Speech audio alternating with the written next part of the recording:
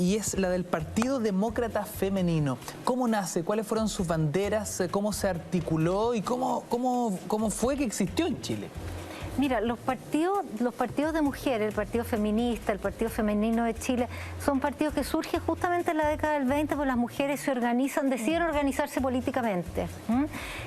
Como nunca antes y por primera vez. Como partidos políticos, claro. Pero esto es, bueno, porque también el derecho a asociación y todo eso, pero... 11 de la noche con 22 minutos, en vivo y en directo hablamos de cultura, lo que todas las semanas hacemos acá en Mentiras Verdaderas. O si usted prefiere los lunes, de Cultura Verdadera. Hashtag abierto Cultura Verdadera, @Mentiras en la Red para sus comentarios y preguntas. El rol de las mujeres en la historia de Chile es lo que hoy nos convoca, donde hemos ido avanzando en distintos procesos históricos con algunas banderas de lucha que sí han sido tremendamente importantes. Antes de la pausa hablábamos con Ana María Stuben respecto de los primeros partidos políticos protagonizados por mujeres, como por ejemplo el Partido Demócrata Femenino. Y Ana María nos decía antes del corte, hay que entender el debate político de la época. Es la única forma de entender la existencia de dichos partidos. ¿Cuál fue el debate político de aquel entonces? El debate político de la época era sobre todo, piensa tú que había pasado, había irrumpido, digamos, la cuestión social. O sea, recién ahí empieza a entrar en el debate político la existencia de otros sectores sociales sobre los cuales había no solamente que legislar, sino que también había que incorporarlo. Y uno de ellos son las mujeres, pero son los trabajadores, son las trabajadoras, y ese es el discurso que van a tomar los primeros partidos políticos. Femeninos, digamos, o sea, representar los intereses de la mujer, que ya no es la mujer de élite que es la que verbaliza sus causas, digamos, sino que es una mujer que ocupa espacios mucho más amplios en la sociedad. Como hablábamos antes, son las trabajadoras que se están organizando, está diversificada la economía, las mujeres ocupan roles muy distintos, ya no son solamente la artesana y la costurera. Entonces, esa es, yo te diría, la causa que enarbolan los primeros partidos políticos. El voto sí, el voto también va a ingresar, pero sobre todo yo te diría los derechos sociales y los derechos civiles. El divorcio, por ejemplo, es uno de los primeros derechos que la mujer va a tratar de luchar. Aunque, de nuevo, por paradojal que parezca, los que presentan el primer proyecto de divorcio fueron los conservadores. Sí. ¿Por qué razón? Fue Máximo Lira. Porque había sucedido algo muy curioso de nuevo, y esta paradoja que es lo menos políticamente correcto que hay, pero que es decir que los conservadores fueron los que más reivindicaron derechos para la mujer, porque las mujeres conservadoras, a través del rol, digamos, de poder que ejercían sus maridos, comenzaron a ocuparse mucho de la beneficencia y la caridad, por el rol que además ocupaban cercano a la iglesia.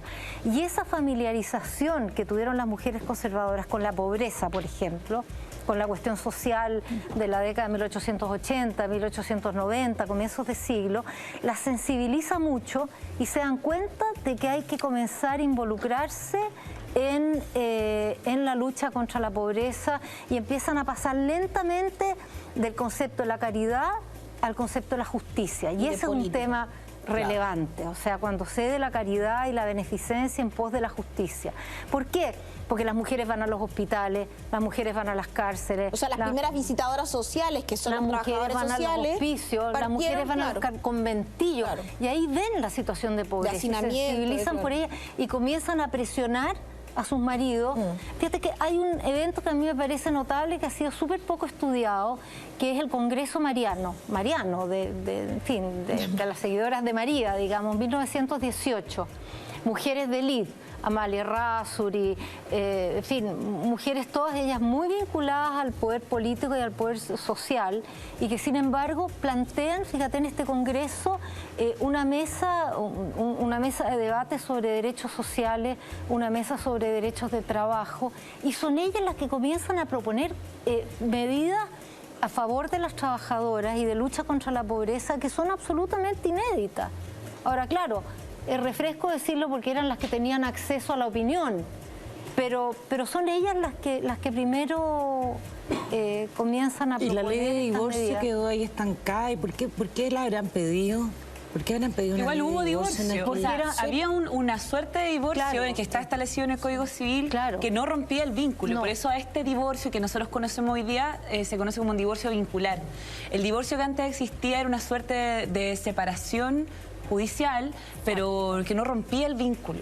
O sea, esas personas en el fondo no están divorciadas como nosotros. Ahora inicias tu nueva vida, Claro. Esa pareja seguía eternamente casada. No cambiaba tu estado civil. Pero que les permite, por ejemplo, tener la tuición sobre los hijos. Claro. Porque ¿qué es lo que les interesaba? Saber qué hacer con sus hijos.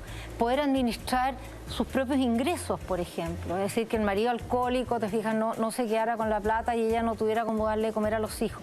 Ese divorcio, que como dices tú no era vinculante, era muy importante para que la mujer pudiera comenzar a tener una cierta autonomía frente a sí misma y frente a su familia, que era sin duda, y yo creo que sigue siendo, una motivación fundamental. Ana María, ¿qué pasó con estos partidos? ¿Por qué dejaron de existir? Los partidos se terminaron disolviendo porque terminaron insertándose, digamos, las reivindicaciones femeninas dentro de los partidos masculinos. Como te decía, en primer lugar, como departamentos femeninos dentro de los partidos masculinos, pero finalmente... Claro, los partidos masculinos lo que hacen fue efectivamente incorporar estas demandas que habían sido vehiculizadas, ¿no?, por estos partidos. Entonces ya no tenía, comillas, el sentido de tener como una asociación solo de mujeres, ¿no? El tema es cómo se han representado por medio de estos partidos políticos masculinos esas demandas femeninas, ¿no? Claro. Que ahí están al debe. Sí. Tal vez nunca debieron dejar de existir esos partidos.